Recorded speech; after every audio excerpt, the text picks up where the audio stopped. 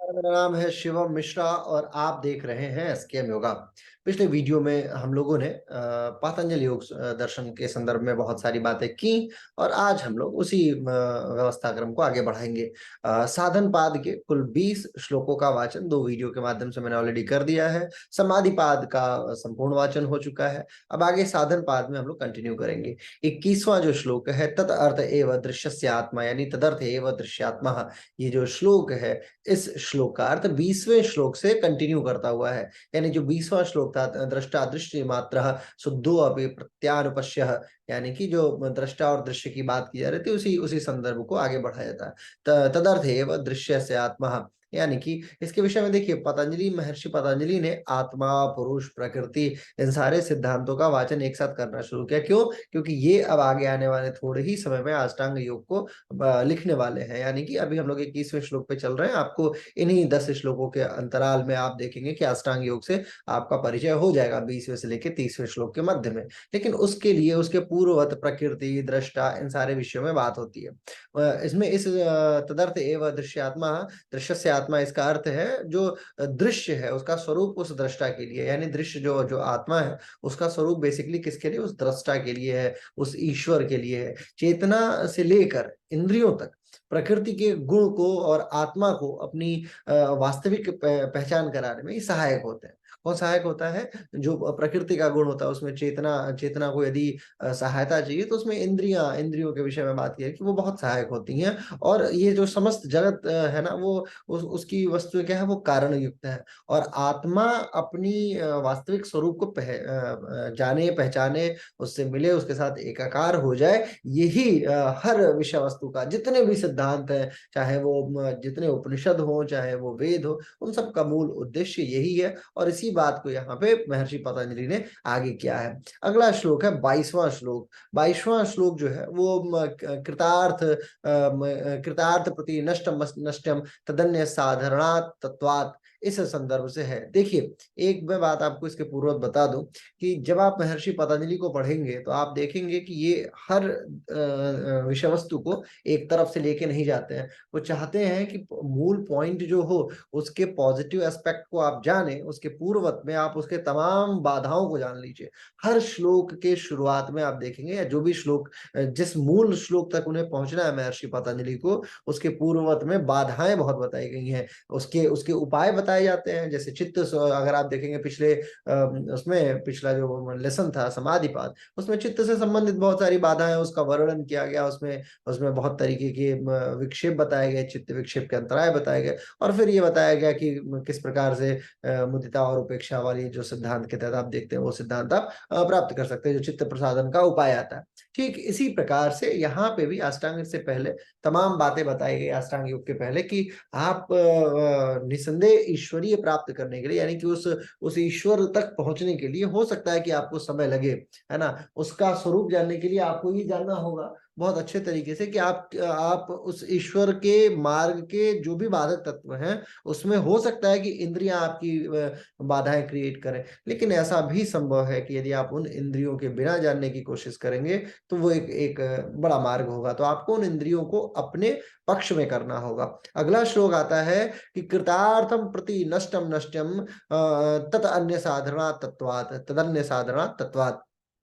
तात्पर्य क्या है? इसका मतलब ये हुआ कि जैसे दूसरे जो जिनका प्रयोजन, यानी भोग से संबंधित जो लोग होते हैं, भोग विलास वाले लोग जो होते हैं, और अपवर्ग पूर्वक जो कार्य करते हैं, तो जिनका प्रयोजन इस तरीके के कार्यों से संबंधित हो और वो पूर्ण हो गया हो, उस पुरुष के लिए नाश को प्राप्त हुई वो प्रकृति नष्ट नहीं होती। क्योंकि वह दूसरे, अर्थात जिन पुरुषों का प्रयोजन अभी सिद्ध नहीं हुआ है, जो महापुरुष है, जो भी लोग हैं उनका प्रयोजन सिद्ध नहीं है, उनके लिए ये चीजें साधारण है। अब इसका इसका विशद वर्णन देखने को मिल सकता है। अगर आप चाहें तो अगर आप गीता प्रेस की पुस्तक पढ़ते हो तो उसमें, या अन्य पुस्तकों में आप देखेंगे तो बहुत इसका बढ़िया वर्णन मिलता है। अब देखिए, इसका क्या सामान्य अर्थ है कि जगत की जो वस्तु है, जगत की वस्तुओं के प्रयोग से आत्मा जब अपनी वास्तविक दशा में आ जाती है, वास्तविक दशा का मतलब ये है कि आत्मा और जो दिखने वाली वस्तुएं हैं, जो भी ये संसार की वस्तु है, जब उनका उससे वो बंधन टूट जाता है। जगत की वस्तुओं के दिखावे का मतलब ये है कि जब ये पता चल जाए कि ये सारे हमारा संसार नश्वर है, इस संसार से हमें कुछ भी प्राप्त नहीं होना और आत्मा का ये विषय ही नहीं है। तो जब ये बात आत्मा तक पहुंच जाती है तो फिर वो अपने वास्तविक दशा में आ जाती है, यानी एक्चुअल कंडीशन तक पहुंच जाती है, और फिर वस्तुओं के बीच का जो बंधन है वो समाप्त हो जाता है। इसी बीच प्रकृति जो है वो अन्य लोगों को भी प्रेरित करती रहती है ना, उनका उपास करती रहती है, क्योंकि वो सांसारिक वस्तुओं में फंसे हुए हैं, उनका लोभ जो है उनको फंसा के रखे हुए है। तो प्रकृति से संबंध व्यक्ति क्या होता है, वो दृष्टा और दृश्य का जो बंधन है वो बना रहता है, और फिर यही उनकी उनकी सहायता करता है, और यही सहायता जो है वो फिर तदन्य साधारण तत्वात् फिर क्या करती है, अन्य जिनका प्रयोजन नहीं सिद्ध होता है उनको साधारण सिद्ध करते हुए उनको भी प्रेरणा मिलती है कि अब उन्हें भी असाधारण बनना है, यानी अगले दिशा की तरफ उन्हें बढ़ निकलना है। आगे है स्वस्वामी शक्तियों स्वरूप उपलब्धि हेतु संयोग। ये 23वां श्लोक दूसरे अध्याय का। इसका तात्पर्य है कि जो दृश्य है और जो दृष्टा है, इन दोनों शक्तियों के स्वरूप की प्राप्ति का कारण संयोग है। संयोग का मतलब जैसे संयोग वियोग ये आप बहुत बार सुनते होंगे। ब्रह्म और अब्रह्म जो होता है ना, उसके बीच के संबंध का कारण यह है कि आत्मा अपनी वास्तविक प्रकृति को फिर से ढूंढे और अपना ध्यान लगाए। यह हो जाने के बाद प्रकृति जो है वो व्यक्ति के अधीन जो है, प्रकृति प्रकृति के जो नियम है, जो कायदे कानून है, वो व्यक्ति के अधीन होते चलते चले जाते हैं। अब इसमें दृश्य का स्वरूप दृष्टा के लिए है। ये बात बहुत पहले से आप देखेंगे, महर्षि पतंजलि पिछले 4-5 श्लोकों में ये बात कहते हैं। इसी भाव को लेकर इस विशिष्ट सूत्र में पुरुष को प्रकृति का स्वामी बताया गया और प्रकृति को पुरुष का, है ना। तो इसका तात्पर्य यह है कि दोनों एक दूसरे के वाइस वर्सेस है ना, एक दूसरे के सहयोगी हैं। उस प्रकृति के साथ पुरुष का संबंध हो और उन दोनों के स्वरूप को जानने के लिए है, यानी दर्शन यानी ज्ञान की बात होती है। ज्ञान क्यों, जब तक उस शक्ति से मनुष्य प्रकृति के नाना स्वरूपों को जान ले और उसके तमाम नियमों को अपने अंडर कंट्रोल रख ले। क्यों, ये कब होगा, जब व्यक्ति दृश्य और दृष्टा के स्वरूप को एकाकार कर पाए, जब उसको समझ जाए। फिर क्या होता है, जब इनके दर्शन से विरक्त होकर अपने स्वरूप दर्शन की ओर यानी स्वयं की तरफ आत्मा झांकती है, तो उसे उसे वो दर्शन का संयोग होता है। अभी आप देखेंगे तीसरे अध्याय के 35वें श्लोक में भी ऐसी कुछ बातें आपको देखने को मिलेंगी। अब आगे कहते हैं कि इसके लिए क्या है, आखिर अगर ये जो चीज है इसके लिए कैसे ये जाना जा सकता है। तस्य हेतुर्विद्या, 24वां श्लोक, यानी उस संयोग का कारण क्या है। वो जो संयोग नहीं हो पा रहा है आज तक, अभी तक जो नहीं हुआ या अभी आगे होगा कि नहीं होगा, इस संयोग या वियोग के मूल कारणों के तौर पे क्या चीजें हैं जो व्यक्ति को परेशान करती रहती है। इसका मतलब ये है कि ये जो संयोग ईश्वर से होता है या नहीं होता है, इन सब का कारण अविद्या को माना गया है। अब अविद्या जो है विपर्य वृत्ति का नाम नहीं है। यहाँ पे अपने स्वरूप के अनादि सिद्धि और अज्ञान का नाम अविद्या है। सामान्य लोग जो है बड़े परेशान हो जाएंगे कि अविद्या से कैसे किसी बात को जाना जा सकता है, या अविद्या कैसे किसी के लिए महत्वपूर्ण हो सकती है। वो बात यहाँ पे बताई जा रही है कि जो निर्विकार है और असंग चेतन पुरुष का जो जड़ प्रकृति के साथ संबंध है, या अनादि सिद्धि जो है वो उसकी बात की जा रही है, वो अविद्या से संबंध है। वास्तव में वो नहीं है ना, लेकिन उसकी स्थिति क्या है, वो उसके लिए उसको अगर आपको जानना, ये विपर्य का उदाहरण नहीं है अविद्या। इसलिए अपने स्वरूप ज्ञान से इसका नाश हो जाता है। जब आप अपने स्वरूप को जान जाएंगे तो फिर इसका विनाश होना तय है कि आपका मतलब मोह और जो माया जिसके कारण से आप फंसे पड़े हैं वो धीरे धीरे दूर हो जाएगा। इसलिए अपने स्वरूप को जानना है और आपको अपने स्वरूप की तरफ निकलना है। तो फिर आपको इस दृष्टा और दृश्य के स्वरूप को समझना होगा और ये जानना होगा कि किस प्रकार ये आत्मा और परमात्मा का सिद्धांत कार्य कर रहा है। प्रकृति और पुरुष का जो संयोग है उसका कारण अविद्या है। बहुत क्लियर और बड़ा आप इस चीज को देखिए, ये बड़ा राइवलरी माना जाता है ये वाला श्लोक, कि महर्षि ने संयोग में होने वाले जो कारण तत्व हैं उसका स्पष्ट स्वरूप किया, लेकिन अविद्या के रूप में। क्यों, क्योंकि लोग विपर्य अविद्या को यहाँ समझते हैं। विपर्य वाली अविद्या नहीं, अविद्या अस्मिता राग द्वेष अभिनिवेश आपने सुना होगा, वो वाली अविद्या नहीं है। योग दर्शन जो है ना, वो उसका इसका ये बड़ा बेहतरीन सूत्र है। यहाँ कार्य एवं उसके कारण तत्वों की सीधी सीधी चर्चा है। बाकी अगर आप देखेंगे जितने भी श्लोक हैं, अधिकतर श्लोकों में डायरेक्ट किसी बात को महर्षि पतंजलि नहीं बोलते हैं। लेकिन यहाँ जब बात अविद्या की आती है, यानी प्रकृति और पुरुष का जो संयोग है उसके उसके कारण के स्वरूप में अगर देखती है, तो फिर उन्हें ये क्लियर है कि नहीं, ये अविद्या ही इसका महत्वपूर्ण कारण है। जब भी योग सूत्र में अविद्या शब्द का प्रयोग होता है तो उसका सीधा अर्थ होता है मिथ्या ज्ञान, या जो पंच क्लेशों की उत्पत्ति का मूल कारण माना जाता है अविद्या। अभी व्यास भाष्य के अनुसार अगर अविद्या को देखा जाए तो मिथ्या ज्ञान की वासना के तौर पे माना जाता है ना। यानी कि जब तक बुद्धि में उल्टे पुल्टे ज्ञान का यानी उल्टा सीधा जो ज्ञान है उसका प्रवाह होता रहेगा, तब तक विवेक ज्ञान नहीं हो सकता। और यही क्या है, यही पुरुष और प्रकृति के बीच में संयोग बनाए हुए रखता है। हालांकि अब इसी ये संयोग, ये जो जुड़ाव है, इस जुड़ाव को हमें क्या करना है, आप एक बात समझिए, हमें क्या करना है, उस चीज को डिमोलिश करना है ना। हमें उस ईश्वरीय शक्ति के अंदर प्रवेश, मतलब उस, हमें अपने स्वरूप का नाश कराना है। वो स्वरूप जो हमारा, जो आत्मा एक जो एक्स्ट्रा बनी हुई है, ये दोनों संयोगित होकर अगर चलते रहते हैं तो that is a different thing. But still अगर आप उसको, अपने आप को उसमें मिला देना चाहते हैं, जैसे चीनी और पानी, ये अगर पानी का एक बूंद हो और उसके ऊपर एक चीनी का दाना रख दिया जाए, तो वो फिर वो एज इट इज पड़ा ही रहेगा, है ना, वो कभी उसमें मिलने वाला नहीं है। लेकिन जिस समय पानी की मात्रा अधिक हो और चीनी अपने आप को अपने अपने मिनिमम स्वरूप में अपने पहुंच जाए, और फिर चीनी को अगर बहुत बारीक बना दिया जाए और फिर उस पानी में डाला जाए, तो चीनी का स्वरूप पानी का ही होके रह जाता है। फिर वो उस स्वरूप में चीनी नाम की कोई अलग चीज उसमें नहीं है, होती है। यही स्वरूप यहाँ पे बताने की कोशिश की जा रही है। अविद्या का स्वरूप क्या है, इसी पाद के चौथे और पांचवें सूत्र में पहले भी बताया गया है। ये अज्ञान है, और यथार्थ ज्ञान हुए बिना जो है वो ये नष्ट भी नहीं होती है। यथार्थ ज्ञान हुए बिना बुद्धि में विवेक ख्याति उत्पन्न नहीं होती है, और विवेक ख्याति ही वो साधन विशेष है जिससे मिथ्या ज्ञान की समाप्ति होती है, और योगी पुरुष और प्रकृति के अलग अलग स्वरूप को देख पाता है। पुरुष और प्रकृति का दो अलग अलग स्वरूप है, और इस स्वरूप को समझना बहुत जरूरी है। ठीक है, और ये संयोग का कारण अविद्या है। अज्ञान या अविद्या जो होती है वो जो यथार्थ ज्ञान है, जब तक वो ना हो जाए तब तक संभव नहीं है। और इसको समाप्त करने के लिए आगे आगे के श्लोकों में आप देखेंगे बहुत सारा वर्णन है।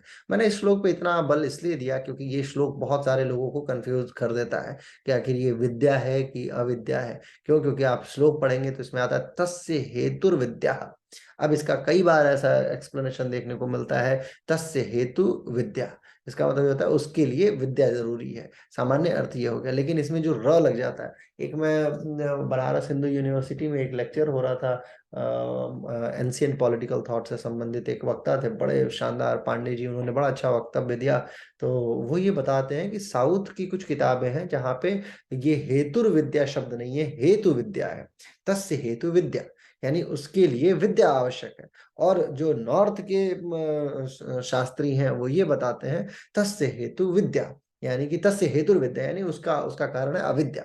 वो पुरुष और प्रकृति को अलग अलग देख रहा है, कौन? योगी, जो साधक है, जो जो कार्य कर रहा है, वो अलग अलग दिशा में देख रहा है, और यही उसके उसकी सबसे बड़ी भूल है, और यही अविद्या है। और ये विपर्य के रूप में यहाँ इसको यूटिलाइज नहीं किया जा रहा है, इसको सामान्य तौर पर लिया जा रहा है कि देखिए, जब व्यक्ति को ये ज्ञान हो जाएगा कि कैसे वो कार्य कर रहा है। अब जो नॉर्थ के लोग हैं वो बाकी के श्लोकों को बड़ा महत्वपूर्ण मानते हैं, और उसमें बाकी के श्लोकों को अगर आप देखेंगे तो बाकी के श्लोकों को, जो इसके बाद 24वें श्लोक के बाद से आता है 25वां श्लोक, तद अभावात संयोग अभाव हानम तद दृश्य कैवल्यम, है ना, तद अभावत संयोग भाव हानम तद दृश्य कैवल्यम, इससे संदर्भित बात आती है। यानी उस अविद्या के अभाव से संयोग का अभाव हो जाता है, और यही हान अज्ञान का परित्याग है, और वही दृष्टा चेतन आत्मा का कैवल्य यानी कि मोक्ष की स्थिति उसको दिलाने वाला है।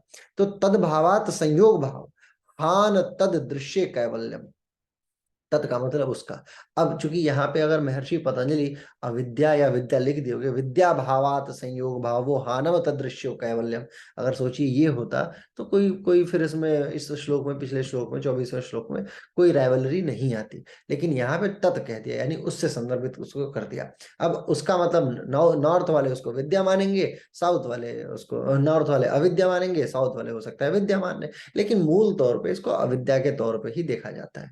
ठीक है, तो अविद्या ही वो कारण बनती है जिसके कारण से वो संयोग वाला भाव लक्षित होने लग जाता है, और फिर व्यक्ति धीरे धीरे जब उस स्वरूप को जानने की कोशिश करता है, उस दृष्टा और दृश्य के स्वरूप को जानने की कोशिश करता है, तो चीजें जो है वो अलग हो जाती है। आत्म जो दर्शन है, उसी उसी ज्ञान से अविद्या का जो अविद्या है आपके अंतरंग में, वो धीरे धीरे फिनिश हो सकती है, समाप्त हो सकती है।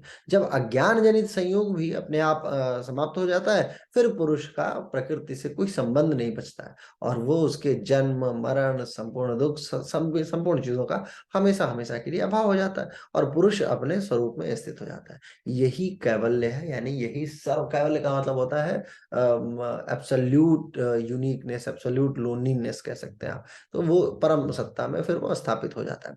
यथार्थ ज्ञान में जो है बहुत सारी बातें कही जाती हैं कि यथार्थ ज्ञान क्या है? नित्य में नित्यता का ज्ञान, अनित्य में अनित्य वस्तु में अनित्यता का ज्ञान, शुद्ध है उसे शुद्ध मानना, जो अशुद्ध है उसे अशुद्ध मानना, ये सारी चीज़ें उसी सिद्धांत के तहत आती हैं। तो कुल मिला-जुला के अगर हम लोग देखा जाए 25वें श्लोक को, तो बताया जाता है कि अगर आप ईश्वर को जानना चाहते हैं और जब आप उस विद्या को दूर कर लेंगे, अविद्या को दूर कर लेंगे, फिर आप ईश्वरीय सत्ताओं में विलीन होने की संभावना रखेंगे और यही विलीनता कैवल्य के नाम से जानी जाती है। अब अगला श्लोक, one of the most prestigious, famous और मेरा सबसे फेवरेट। अगर आप कहें कि महर्षि पतंजलि कृत अगर आपका कोई श्लोक फेवरेट है सर, तो आप बताइए। तो मेरे हिसाब से पूरे पातंजलि योग सूत्र का एक, बहुत सारे लोगों को अति योग अनुशासनम लगता है, बहुत सारे लोगों को योग चित्त वृत्ति निरोधा लगता है, लेकिन मुझे मेरा व्यक्तिगत जो फेवरेट है वो यही है। इसका है विवेक ख्यातिर विप्लवा हानुपाया। ये श्लोक इतना शानदार है, इसके अर्थ के विषय में घंटों बात की जा सकती है। यानी जब वो जो अविद्या है जिसकी बात की जा रही है कि विवेक ख्याति अविप्लवा हानुपायः, यानी कि जो अविद्या है उसके अभाव से संयोग का अभाव हो जाता है और यही हान जो है ये अज्ञान का परित्याग है और वही दृष्टा चैतन्य आत्मा का कैवल्य है, यानी मोक्ष है। अब आप देखिए इस एक श्लोक में महर्षि ने सारी बातें कह दी हैं, सारी बातें। उस अविद्या, विवेक ख्याति है ना, विवेक ज्ञान की बात होती है। विवेक ज्ञान जो हान है ना, हान यानी उसका जो उपाय है, निश्चल और निर्दोष विवेक खंड, विवेक ज्ञान जो होता है वो हान का उपाय है, यानी उसको फिनिश करने का कारण है। किसको? वो अविद्या जो है, जो आपके हर समय, आपके जीवन के हर मोड़ पे आपको प्रताड़ित करती है, हर समय जो आपको परेशान कर रही है। अविद्या के कारण ही मनुष्य ईश्वर में भरोसा नहीं रखता है, अविद्या के कारण ही मनुष्य अपने दिशाओं में आगे नहीं बढ़ पाता है और जो अल्टीमेट गोल है किसी भी सोल का, वो फुलफिल नहीं हो पाता है। तो विवेक ख्यातिर विप्लवा हान उपाय। विवेक ख्याति की बात की जाती है कि विवेक ख्याति जो है वो इसका बेहतरीन तरीका है। प्रकृति और उसके जो कार्य बुद्धि है, जैसे अहंकार है, इंद्रिय है, मन है, चित्त है, ये सारी चीजें हैं, शरीर है, इन सब के यथार्थ स्वरूप का जब आपको ज्ञान हो जाता है ना, तो इस ज्ञान को होने से आत्मा ये बात समझ जाती है कि मेरा स्वरूप इन सब से भिन्न है और असंगत है। असंगत का मतलब जैसे आप पानी में चीनी मिलाते हैं तो वो संगति मानी जाएगी, लेकिन असंगति का मतलब बालू में आप चीनी मिला रहे हो, वो क्रिस्टली आपको अलग दिख जाएगा, चीनी का जो क्रिस्टल होगा वो अलग दिख जाएगा।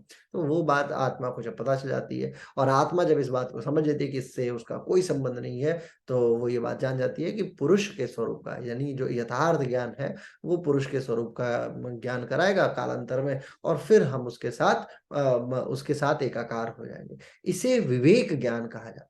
विवेक ख्यातिर विप्लवो अविप्लवा हानुपाया। विवेक ख्याति इसी संदर्भ का नाम है। विवेक ख्याति का मतलब जो अविद्या का नाश करके और आपको नए दिशा में लेके जाए, विवेक ज्ञान की तरफ आपको लेके जाए। तीसरे अध्याय का 54वां श्लोक भी अगर आप देखेंगे तो उसमें भी आपको इस तरीके की सिद्धांत पद्धति देखने को मिलेगी। अब उस समय चित्त जो होता है वो विवेक ज्ञान निमग्न होना शुरू हो जाता है। किस समय? जब विवेक ख्याति की स्थिति आती है और कैवल्य के तरफ धीरे-धीरे वो आगे बढ़ निकलता है। कौन? आपकी जो आत्मा है, आपका जो मूल स्वरूप है और उसमें किसी भी प्रकार का कोई दोष, किसी भी प्रकार का कोई मल स्थित नहीं रह जाता है। ये भी चौथे अध्याय का 31वां श्लोक है इसी का। ठीक है? तो आप देखेंगे कि ये क्या स्थिति, इसको अविप्लव कहा जाता है। अविप्लव का मतलब जिसके बहुत सारे पार्ट्स नहीं है, अब कोई पार्ट बचा ही नहीं है और यही अविप्लव विवेक ज्ञान के तौर पे आपको स्थापित कराता है और ये विवेक ज्ञान ही समस्त दुखों के अत्यंत स्वरूप को, यानी उसके स्वरूप को बिल्कुल सूक्ष्म करते हुए समाप्त करता है। दुःख को समाप्त करने के कई तरीके हैं। जैसे मैं आपको हिस्ट्री के माध्यम से समझाता हूँ। 1191 में जब मोहम्मद गोरी का आक्रमण हो रहा था, तो उस समय हमारे यहाँ पृथ्वीराज चौहान जैसे बड़े शानदार राजा हुआ करते थे। तो इन लोगों ने क्या किया, माफ करने का सिद्धांत किया कि ठीक है चलो एक बार तुमको माफ कर दिया, हटा दिया। अगर वो ये योग दर्शन पढ़े होते तो वो वहां पे उसको सूक्ष्म करके समाप्त करते, उसे बिल्कुल जाने नहीं देते। देखिए कठिनाई 1191 में गोरी हारा, 92 में हारा, 93 में फिर प्रिपरेशन की और 94 आके जीत गया। और 94 जीता तो भारत का स्वरूप ही बदल गया, नहीं तो आज भारत का स्वरूप कुछ और होता। तो कहने का मतलब ये है कि व्यक्ति जब भी विवेक ज्ञान जो होता है वो क्या करता है, परेशानियों को, जो परेशानी आपके कैवल्य की तरफ, अब आपका कैवल्य कैसा है, योगी का कैवल्य ईश्वर से मिलना है, उसका अल्टीमेट रिजल्ट यही है, क्योंकि वो आपके आत्मा से ही बात कर रहा है। वो आत्मा ही पतंजलि जो है वो आपके आत्मज्ञान से संदर्भित बात कर रहा है, उनको दुनिया के किसी अन्य चीजों से लेना नहीं है। और आत्मा एक ऐसा विषय जो दुनिया के हर व्यक्ति में है, तो आप सीधे तौर पे टारगेट किए जाते हैं, यानी आपका सीधा सीधा टारगेट है कि आप अपने आत्मज्ञान को आगे लेके बढ़ निकलिए। अब बात ये है कि जब आपके सामने अगर आत्मज्ञान से छोटे दिक्कतों की बात की जाए, थोड़ा-सा प्रैक्टिकल अगर अप्रोच लिया जाए, तो वहाँ पे भी ये बातें बहुत सटीक साबित होती हैं। विवेक ख्यातिर् विप्लव हानुपाया। आपको क्या करना है, अपनी अपनी जो भी ऐसी परेशानियाँ हैं, जो भी अविद्या है जिसके कारण से उस विवेक ख्याति की स्थिति नहीं प्राप्त हो पा रही है, तो उसे सूक्ष्म करें और सूक्ष्म करते-करते उसे शांत कीजिए। तस्य सप्तधा प्रांत भूमिः प्रज्ञा। अब प्रज्ञा प्रज्ञा और प्रज्ञा चक्षु जो है और प्रज्ञा से संदर्भित अगर आपको विचार जानना है, तो मैं हमेशा एक बात कहता हूँ कि इस प्रज्ञा से संदर्भित विचार के लिए मेरे गुरुदेव से बेहतरीन कोई राइटर मैंने नहीं देखा है, ना मुझे मिलेगा, ऐसा मुझे लगता है। प्रज्ञा जो है वो स्थित प्रज्ञा और स्थिति प्रज्ञा और प्रखर प्रज्ञा तक का जो पूरा का पूरा जो यात्रा वृतांत है, वो पंडित श्री राम शर्मा आचार्य जो मेरे गुरुजी हैं, उनकी किताबों में आपको देखने को मिल जाएगा। आप चाहेंगे तो उनकी पुस्तकों को देख भी सकते हैं, awgp.org से आप ऑर्डर भी कर सकते हैं और वो पुस्तकें मिल जाएँगी। प्रज्ञा से संदर्भित बहुत सारी किताबें हैं उनकी लिखी हुई। तो प्रज्ञा के विषय में महर्षि पतंजलि आगे बताते हैं, क्या कहते हैं? तस्य सप्तधा प्रांत भूमि प्रज्ञा, यानी कि उस किसकी बात कर रहे हैं? उस तस्य का मतलब उस न कौन-सा, जो विवेक ख्याति को प्राप्त किया हुआ योगी है, जिसकी विवेक ख्याति यानी जिसकी अविद्या दूर हो चुकी है और जो ईश्वर के स्वरूप को समझने लगा है। 7 प्रकार की बुद्धि होती है ऐसे लोगों की। है ना? जो ऐसे विवेक ख्याति वाले योगी हो जाते हैं, उनकी अंतिम स्थिति जो होती है वो 7 प्रकार की बुद्धि को लेके आगे बढ़ती है। अब देखिए इसका क्या है, जैसे ही योगी को विवेक ख्याति की प्राप्ति होना ही शुरू होती है ना, तो वो दृढ़ स्थायी अखंडित ज्ञान की स्थिति प्राप्त करता हुआ आगे बढ़ता है। उसकी बुद्धि विशेष में प्रज्ञा का अवतरण होना शुरू हो जाता है। वो जो बुद्धि है वो सामान्य बुद्धियों से विशिष्ट बुद्धि हो जाती है। जो बुद्धि भोग की ओर पहले लग जाया करती थी, अज्ञान की ओर, लिप्सा की ओर, अभिप्सा की ओर ले जाती थी, अब वो सत्य ज्ञान की तरफ लेके आगे बढ़ जाती है। समाधिपाद में इसी बात को महर्षि पतंजलि ने इसे ऋतंभरा प्रज्ञा की बात कही है। इसी प्रकार प्रज्ञा के 7 स्तर को योगी प्राप्त होते हैं। अब वो 7 स्तर कौन-सा है, किस तरीके का है, उसके विषय में थोड़ी बहुत चर्चा मैं आपके सामने करता हूँ। मुक्ति पाने के लिए जो त्यागने योग्य था, वो त्यागा जा चुका है ऑलरेडी पहले ही। अब त्यागने के लिए कुछ भी शेष नहीं है ना? जो भी बातें थी वो ऑलरेडी पहले त्यागी जा चुकी है। अब मुक्ति को जानने के लिए सब कुछ जाना जा चुका है। इसके अतिरिक्त अब कुछ जानना शेष नहीं है। ये पहली बुद्धि होती है प्रज्ञा की। दूसरी जो बुद्धि होती है, वो ये सोचती है कि छोड़ने योग्य जितने भी क्लेश थे, जो पंच क्लेश था सामान्य तौर पे, तो वो पूरी तरीके से अब समाप्त हो चुके हैं। अब ऐसा इससे अधिक कोई क्लेश है भी नहीं, ना उसे इससे अधिक क्षीण किया जा सकता है। ये भी अब दग्धबीज हो चुके हैं, इनको भी समाप्त हो गया। ये दूसरी बुद्धि है। तीसरी बुद्धि जो है वो ये कहती है कि निरोध रूपी जो समाधि है, उसके द्वारा जो हान की स्थिति मुझे प्राप्त करनी थी, यानी जो एक पर्टिकुलर कंडीशन मुझे प्राप्त करनी थी, उस कंडीशन को तो मैं ऑलरेडी प्राप्त कर चुका हूँ, है ना? और अब जो भी मुझे प्राप्त करने योग्य था वो मैं प्राप्त कर चुका हूँ। जो भी अब मुझे चाहने की अपेक्षाएँ थी, अब वो मेरी क्षीण हो चुकी है। तीसरी बुद्धि ये हो गई। चौथी बुद्धि ये कहती है कि हान के उस स्वरूप को, जिसमें विवेक ख्याति की स्थिति जब मुझे प्राप्त होती है, तो इसके बाद जब विवेक ख्याति जब मुझे प्राप्त हो रही है हान की स्थिति के बाद, यानी कि उस अविद्या को दूर करने के बाद, तो जब अविद्या दूर होती है तो बचा क्या? अंधकार दूर हुआ तो बचा क्या? प्रकाश ही, या प्रकाश दूर हुआ तो क्या बचा? अंधकार ही। ठीक उसी प्रकार अविद्या समाप्त हो गई तो कौन बचा? अविद्या। तो बुद्धि जो है वो दृढ़ हो चुकी है। क्यों? क्योंकि अब हमारे पास अविद्या है। ठीक ना? 5वीं स्तर है, बुद्धि ने अपनी अंतिम स्थिति को पा लिया, यानी लास्ट कंडीशन तक बुद्धि पहुँच चुकी है। और ऐसी ये जो बुद्धि है, इसके अतिरिक्त कोई दूसरी बुद्धि अब शेष नहीं बची। ये 5वां स्तर है। छठा स्तर जो होता है, गुणातीत की बात की जाती है, गुणातीत बुद्धि, कि चित्त में से जो 3 गुण सदा के लिए अपने कारण में लीन हो गए, जो सत रज तम का गुण था, वो समाप्त हो चुका है। अब इसके अतिरिक्त कोई गुण बचा नहीं और इसकी पुनरुक्ति भी संभव नहीं है। ऐसी जो बुद्धि है, ऐसे जो ज्ञान प्रकट करने वाली है, वो छठी बुद्धि है। इस बुद्धि का छठा स्तर है। 7वां स्तर है कि आत्मा त्रिगुणातीत होकर स्वयं के सच्चे स्वरूप, अकंपित स्वरूप को होकर आत्मस्थ हो जाती है, यानी अपने स्वरूप में एकाग्र हो जाती है। तब जब होता है, तब निर्मल और गुणातीत आत्मा केवल अपने शुद्ध, बुद्ध एवं मुक्त स्वरूप में अपनी स्थिति को प्राप्त करती है, और यही बुद्धि का 7वां स्तर है। और इस विषय में बहुत सारे राइटर्स ने बड़ी शानदार बातें की है। इसका क्या है, अगर इसी प्रज्ञा को देखा जाए तो इसके 7 स्वरूपों का वर्णन मैं आपको करता हूँ, आप लिख लीजिए। परिज्ञात प्रज्ञा पहली है, हेय क्षीण प्रज्ञा दूसरी है, प्राप्ति प्रज्ञा तीसरी है, कार्य शुद्धि प्रज्ञा चौथी है, चरिताधिकार प्रज्ञा पांचवी है, छठवीं जो है गुणातीत प्रज्ञा है, और सातवीं स्वरूप मात्र ज्योति प्रज्ञा होती है। ये 7 स्वरूप जो है, इन्हीं सातों की बात की जाती है। तस्य सप्तधा प्रांत भूमि प्रज्ञा, यानी वो 7 जो प्रकार है प्रज्ञाओं के, वो व्यक्ति प्राप्त करना शुरू कर देता है। अब चेतना की जो जागरूक अवस्था है, उसके विषय में महर्षि पतंजलि ने भी बहुत सारी बातें की हैं। पहले बताया है कि वो व्यथना चित्त है, व्यथना चित्त का मतलब भ्रमणशील है, चित्त जो है वो बार-बार इधर-उधर भागेगा। फिर निरोध चित्त की बात की जाती है, अगर आप आगे के श्लोकों में देखेंगे चेतना का निरोध से संबंधित है। फिर आप देखिए तीसरा जो व्यक्तिगत चेतना है, यानी अस्मिता की बात की जाती है, अस्मिता चित्त की बात होती है। फिर प्रशांत चित्त आता है, एकाग्र चित्त आता है, विभक्त चित्त आता है, छिद्र चित्त जिसे बोलते हैं। फिर शुद्ध और दिव्य चित्त आता है, और उसके बाद ये 7 जो चित्त की अवस्थाएँ हैं, इन चित्त की अवस्थाओं को प्राप्त करने के बाद व्यक्ति समझने लग जाता है कि वो किन कारण से इस समस्त संसार में भ्रमणशील है। तो पहली चीज़ है शरीर प्रज्ञा, फिर प्राण प्रज्ञा, फिर मन प्रज्ञा, फिर विज्ञान प्रज्ञा, फिर अनुभाविका प्रज्ञा, फिर परिपक्व चित्त प्रज्ञा, और फिर आत्म प्रज्ञा। ये 7 अगली कंडीशंस में आने वाली चीजें हैं।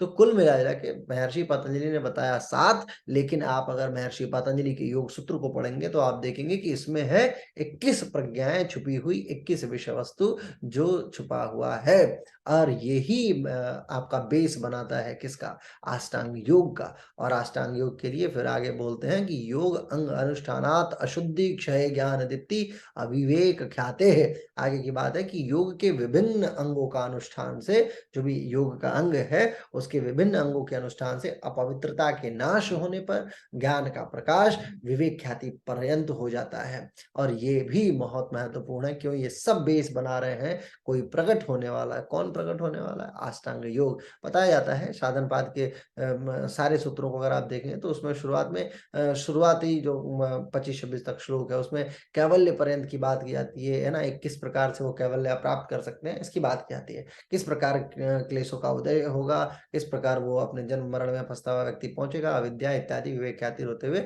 बुद्धि के स्तर तक की बात की गई है। अब विवेक ख्याति की स्थिति तक पहुंचने के लिए साधन विशेष की कोई विशिष्ट चर्चा महर्षि पतंजलि ने शुरुआती 26-27 श्लोकों में की नहीं है, लेकिन उसको तनु यानी कि उसको डाइल्यूट करने की बात की है। अब समाधि की भावना जो है वो प्रबल होती है, और उसकी तरफ कैसे आगे बढ़ना है इसके आगे आप देखना शुरू कर देंगे, तो उसी उसी की चर्चा की जा रही है। 28वां श्लोक के बाद 29वां श्लोक बताते हैं कि वो कैसे बड़ा महत्वपूर्ण माना जाता है।